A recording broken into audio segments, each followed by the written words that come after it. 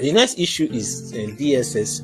The DSS has invited Datti Baba-Ahmed.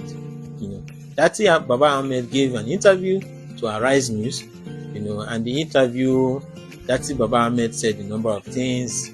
Said that he almost stopped the swearing in of President Tinubu and Shettima in 2023.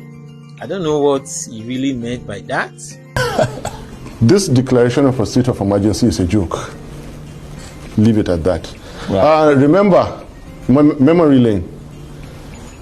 With you and with another TV station, I nearly stopped the swearing in of this government. I don't want that to happen again. Anything that goes wrong, I don't want to have contributed to anything, because this government is skating on thin ice. And the ice is so thin you cannot believe it. We're in a precarious situation in this country. Remember, I warned us not to swear in Tinubu Shettima ticket. It nearly stopped it. If not because some of us were very lazy and scared, we could have stopped it. Now, put Shettima and Tinubu aside. I don't want to talk about them. I want to ask 3 groups of people to please see what they have done. The judiciary, please see what you've done. You have brought in an incompetent government that is incapable of fulfilling their promises. Nigerians, you and I and everyone, Obi, Atiku and everybody, see what we have done to ourselves, allowing Tinubu Shettima to ruin our country. The armed forces, see what you've done, that they will come look you in the face and call you bloody fools.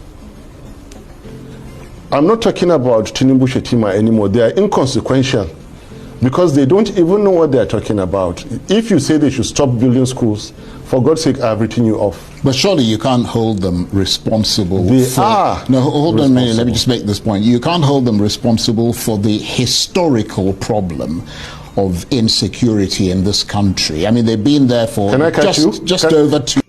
I know Datti Baba-Ahmed was running it to Peter Obi, contested in Labour Party. Datti Baba-Ahmed claims that Labour Party won. There will no INEC announce Tinubu as a winner. The issue went all the way to Supreme Court. Supreme Court said Tinubu is a winner. I don't know what Datti Baba-Ahmed meant, but he almost stopped the swearing in of. I don't really know what that meant. Then Datti Baba-Ahmed went on to say that for him, Obi, Atiku, they should have prevented Tinubu from becoming president. I said Nigerians failed. They said the military failed in not being able to stop Tinubu from becoming president. So he made some of those comments, and then we are now hearing that the DSS has invited Datti Baba-Ahmed, that he made insightful comments, and stuff like that. What I would just say is that, Datti Baba-Ahmed is somebody that is quite forthright. When he speaks, he's quite bold and forthright and all of that. But I've listened to a number of Datti Baba-Ahmed's interviews. He is a key member of the Labour Party, and he was present on Friday when Julius Abure's faction of the Labour Party had their neck in Abuja, and he's a former House of Rep member, former senator. He is the owner of Bayes University, and he said the Baba-Ahmed University in Kano is also the owner, founder of the university. He's an economist, an education person, and all that. He has quite an impressive credential. He's from the reputable Baba-Ahmed family. The elder brother, Baba-Ahmed, is quite respected northern leader, part of the northern elders group, and until recently was one of the advisor to the president in the vice presidency office. is quite somebody that it has. Datti Baba-Ahmed has stellar reputation, and has done a lot of things. But I think that I'm not really too comfortable in what Datti Baba-Ahmed says when it comes to talking about things on security, and all that. I don't really get it. I don't really get the point. It's okay to say the Tinubu administration has not done well. The issue of security did not handle it and all that, and he said as much. But was there really need of talking about it could have stopped the impeachment? He has a way of just throwing some things that looked that are a bit ambiguous, that are not very clear.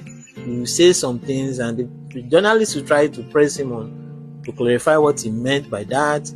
But he keep dropping these things. The previous interview, he talked about some people moving in the night, before the Tinubu was declared as president, as if suggesting there was some clandestine movement, and all that, which I really don't know. I don't really, in my opinion, I don't really see the point of some of the things he says. He doesn't really give a lot of detail. He just throws some things there, which are they things that are rumors or things that are substantiated, and stuff like that. As someone who wants to is still clearly interested in politics, still clearly interested in running for office in either as running mate or later maybe in future as a presidential candidate or something like that. I don't think, if you watch like Peter Obi and some of these politicians, they are quite measured in what they say. They will condemn the president, but they don't go on talking about things that like border on as if there are some secrecy and stuff like that, So with the DSS inviting him, I don't know if DSS is one organization that you have to be careful when you talk about the DSS, So I won't go there, you understand? But I just feel that for Datti Baba-Ahmed, I think it should be more.